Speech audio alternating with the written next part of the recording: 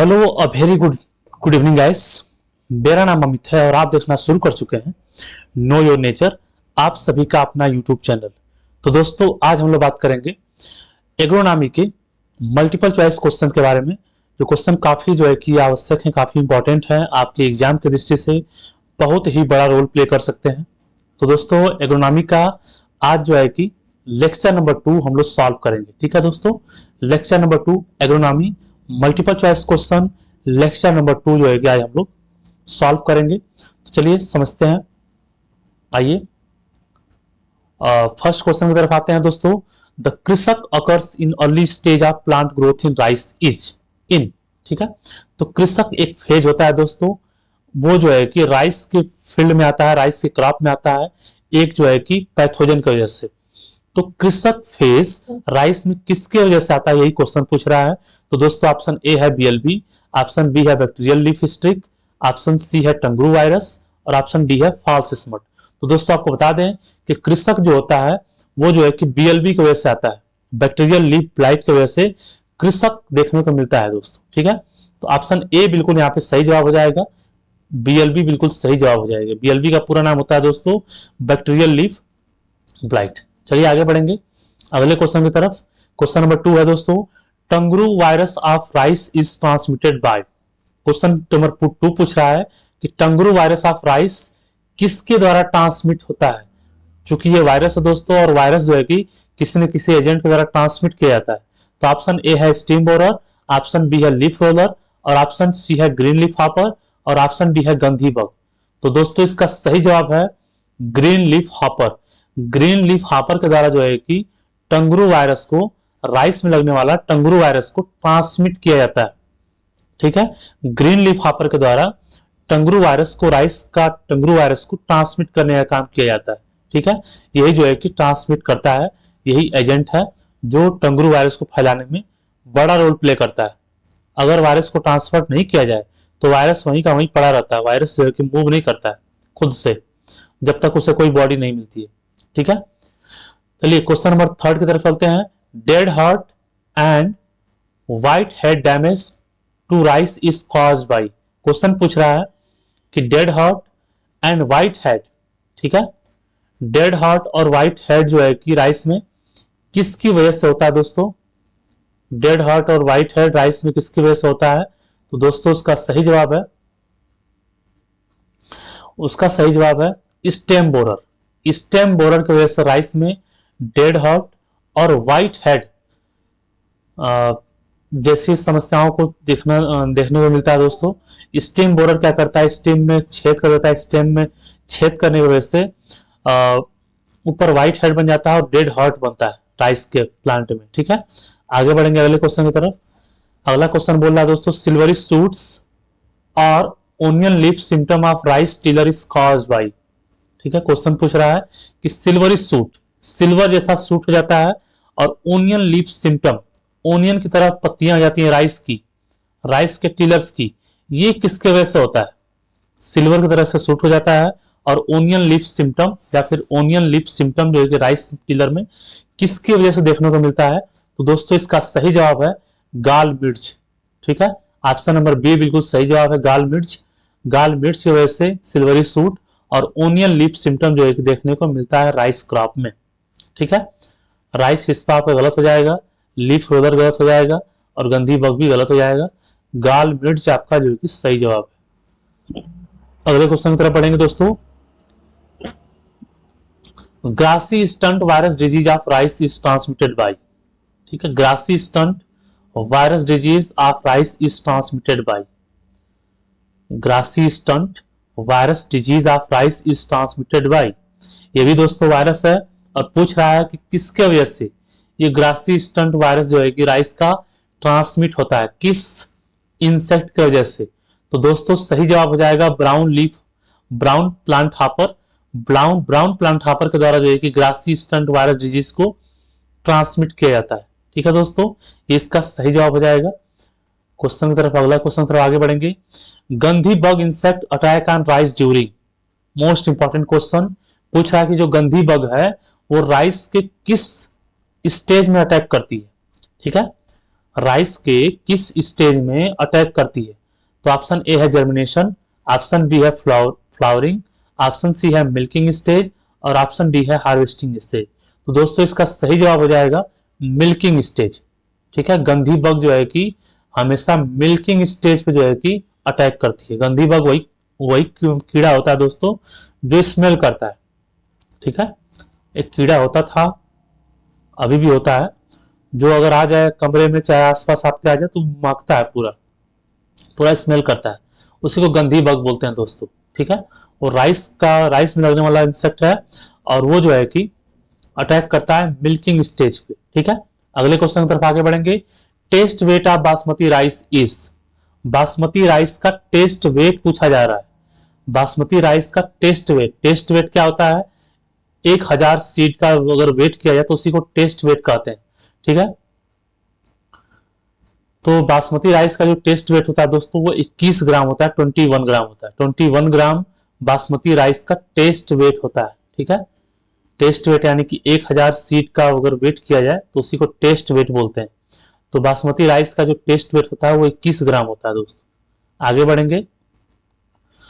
Oryza sativa is a diploid species having dash dash dash chromosomes.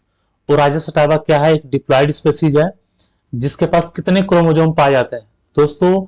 Oryza sativa के haploid में 12 chromosome, तो diploid में कितने हो जाएंगे? 24 क्रोमोजोम। तो ऑप्शन बी यहाँ पे बिल्कुल सही हो जाएगा, 24 क्रोमोजोम दोस्तों। ओराइजा सटाइवा की डिप्लॉयड स्पीशीज में 24 क्रोमोजोम पाए जाते हैं। ठीक है दोस्तों, अगले क्वेश्चन की तरफ आगे बढ़ेंगे। Gene responsible for dwarfing character in rice is, ऐसा कौन सा जीन है जो राइस में ड्वार्फिंग कैरेक्टर के लिए रिस्पॉन्सिबल होता है? राइस को ड्वार्फ करने के लिए रिस्पॉन्सिबल जीन का नाम क्या है? तो दोस्तों मैक्सिमम लोगों को पता होगा, डीजी ऊजन। ऑप्शन बी बिल्कुल यहाँ पे सही जवाब हो जाएगा, डीजी ऊजन। डीजी ऊजन की वजह से राइस में जो है कि ड्वार्फिंग कैरेक्टर देखने को मिलता है और इसी की वजह से राइस और व्हीट के द्वारा जो है कि ग्रीन रेवोल्यूशन आया। ठीक है, golden rice is a rich source of, question बहुत ही इंपॉर्टेंट है। क्वेश्चन पूछ रहा है कि गोल्डन राइस किसका रिच सोर्स होता है? दोस्तों गोल्डन राइस जो है कि रिच सोर्स होता है बीटा कैरोटीन का, और बीटा कैरोटीन जो है कि प्रिकर्सर होता है विटामिन ए का। तो विटामिन ए हम लोग कह सकते हैं कि विटामिन ए का जो है कि गोल्डन राइस रिच सोर्स होता है। राइस के अंदर विटामिन, ये मिरेकल से कम नहीं है दोस्तों, राइस के अंदर विटामिन यानी कि काफी बड़ी बात है। Idea of super rice was given by, most important question हमेशा एग्जाम में देखने को मिलता है। सुपर राइस का आइडिया किस साइंटिस्ट ने दिया था, किसने दिया था? तो दोस्तों ऑप्शन ए है जीएच सल, ऑप्शन बी है जीएस खुश, ऑप्शन सी है बीएल चोपड़ा और ऑप्शन डी है योशिदा। तो ऑप्शन बी इसका बिल्कुल सही जवाब है दोस्तों। कल भी क्लास में आपको बताया था मैंने कि जीएस खुश, गुरवंत सिंह खुश के द्वारा जो है कि सुपर राइस की अवधारणा दी गई थी, सुपर राइस बनाया गया था, दिया गया था। ठीक है, तो जीएस खुश के द्वारा जो है कि सुपर राइस की अवधारणा दी गई थी दोस्तों। ठीक है, question number 12, government of India started subsidy on fertiliser with effect from, government of India ने फर्टिलाइजर के ऊपर सब्सिडी कब से शुरू कर दिया था? क्वेश्चन यही पूछ रहा है कि गवर्नमेंट ऑफ इंडिया ने फर्टिलाइजर के ऊपर सब्सिडी कब से शुरू किया था दोस्तों? तो ऑप्शन सी इसका बिल्कुल सही जवाब है दोस्तों, 1 नवंबर 1977 से गवर्नमेंट ऑफ इंडिया ने फर्टिलाइजर के ऊपर सब्सिडी देना शुरू कर दिया था। ठीक है मित्रों, गवर्नमेंट ऑफ इंडिया ने फर्टिलाइजर के ऊपर सब्सिडी देना 1 नवंबर 1977 शुरू कर दिया था। ठीक है, ऐसे ही आपको ऑप्शन दे दिए जाते हैं और आप जो है कि उसमें कंफ्यूज हो जाते हैं। हर 1 नवंबर, 2 नवंबर, 2 अक्टूबर। ठीक है, 1 नवंबर 1977, 1977 1 नवंबर को गवर्नमेंट ऑफ इंडिया ने जो है कि फर्टिलाइजर के ऊपर सब्सिडी देना शुरू कर दिया था। ठीक है, मोस्ट इंपॉर्टेंट क्वेश्चन हो सकता है आपके लिए।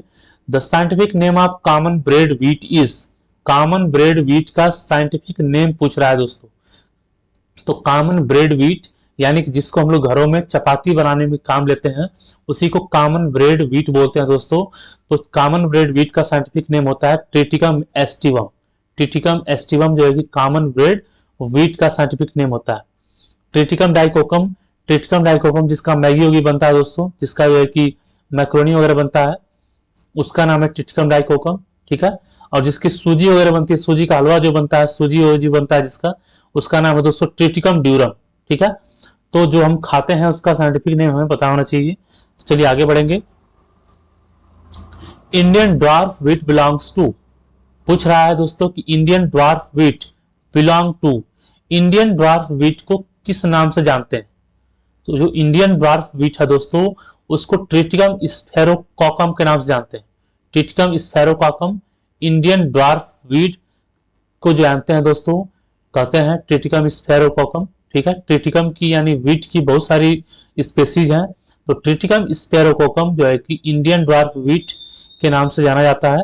आगे समझते हैं। Sorry, select the pair which is not correctly match. Question पूछ रहा है कि पेयर को सेलेक्ट करिए जो करेक्टली मैच नहीं है। तो एमर व्हीट को जो है कि ट्रिटिकम डाइकोकम बोलते हैं, बिल्कुल सही जवाब है ये आपका। मैक्रोनी व्हीट, मैक्रोनी जिसका बनता है दोस्तों, ट्रिटिकम ड्यूरम बोलते हैं, ये भी सही है। मैक्सिकन व्हीट जो हम लोग चपाती बनाने में यूज करते हैं उसको ट्रिटिकम एस्टिवम बोलते हैं, बिल्कुल ये भी सही है। और इंडियन ड्वार्फ व्हीट, इसको ट्रिटिकम वुल्गेर नहीं बोलते हैं दोस्तों, इंडियन ड्वार्फ व्हीट को ट्रिटिकम कुछ और बताया था मैंने अभी, स्फेरोकाकम बोलते हैं, ठीक है। इंडियन ड्वार्फ व्हीट को ट्रिटिकम स्फेरोकाकम बोलते हैं।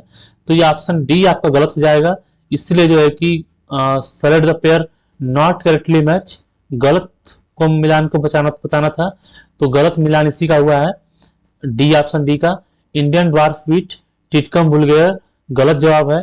इंडियन ड्वार्फ व्हीट यानी ट्रिटिकम स्फेरोकाकम इसका सही जवाब होता है, लेकिन यहाँ पे ट्रिटिकम वुल्गेर दिया हुआ है, इसलिए जो है कि ये गलत होगा और हमारे ऑप्शन के लिए सही होगा, ठीक है।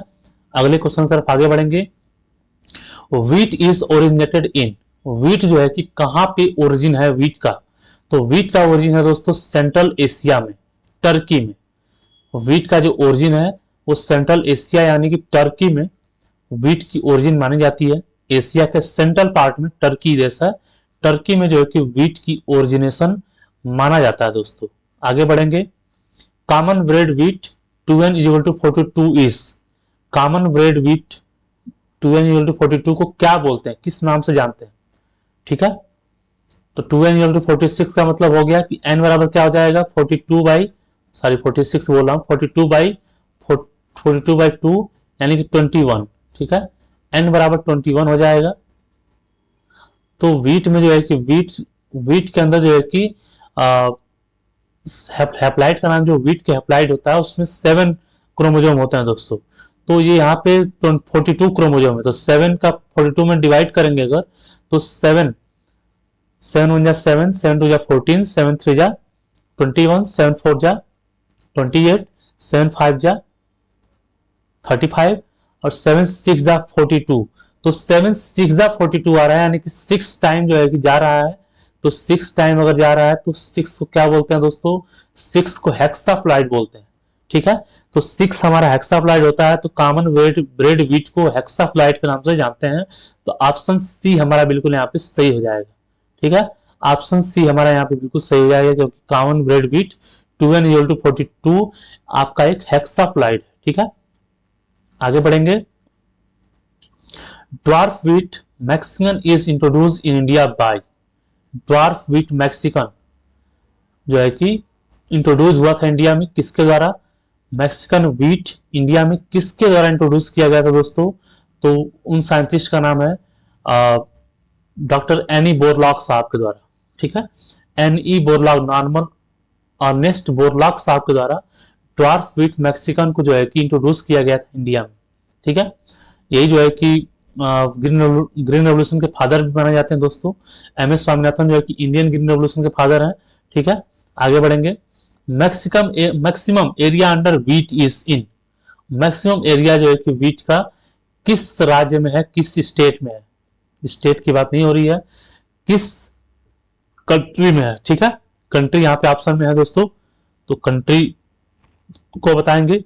तो मैक्सिमम एरिया व्हीट का जो है कि चाइना में, हमारा पड़ोसी चाइना में है, निकम्मा निठल्ला पड़ोसी दोस्तों, जिससे हमारा काफी झगड़ा होता रहता है। चाइना में जो है कि मैक्सिमम एरिया है व्हीट का, ठीक है, आगे बढ़ेंगे।